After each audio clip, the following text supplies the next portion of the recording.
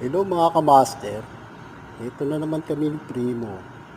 Gala muna bago ako pumasok sa trabaho.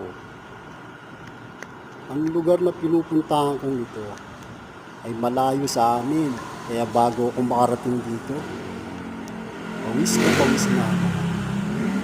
Ang lugar na ito ay dating tatayuan sana ng mga pabahay, kaya lang ginawa munang jaggingan ng mga tao rito, kaya yun mga kamaster, okay naman.